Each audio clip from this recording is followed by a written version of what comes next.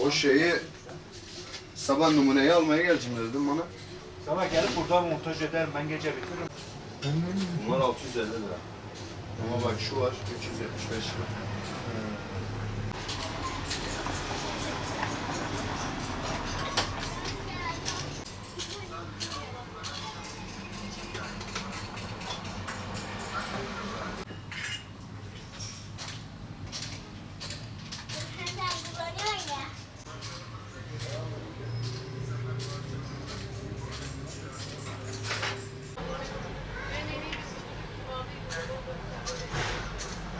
...11 tane il ne demek asrın felaketi diyoruz, asrın depremi diyoruz.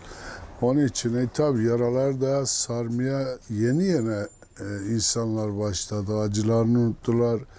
Gerçi unutulmaz acılar da acıları bir tarafa koyduğundan şimdi giden malları, giden dükkanları, giden şeyler göz önüne çıkmaya başladı.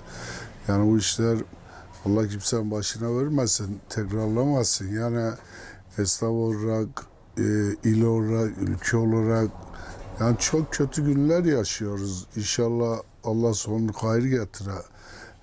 Yani aşmamız lazım. Bunu görüyorsun. Restore işleri başladı burada. Bunun inşallah kalkarız diye düşünüyorum.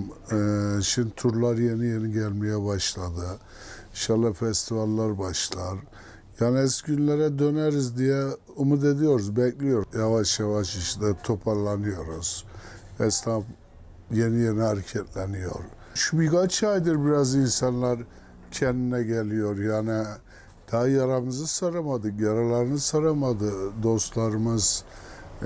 Tabii faydası olmazsa olur. Yani buraya bir tane turist girse, bir bardak su alsa ile faydası var. Ülkeye yani gurbetçilerimizin tabii ekonomik katkıya faydası var, döviz kur şeyine faydası var. Yani bu depremi de durmadan 11 tane ilçelerini düşün, köylerini düşün. Yani bunu el ele aşarız ülke olarak ben halkımıza da güveniyorum. İnşallah hükümetimize de yerel şeylere de güvenmemiz lazım. Çünkü ülkede biz yaşıyoruz, ülke bizim diyelim.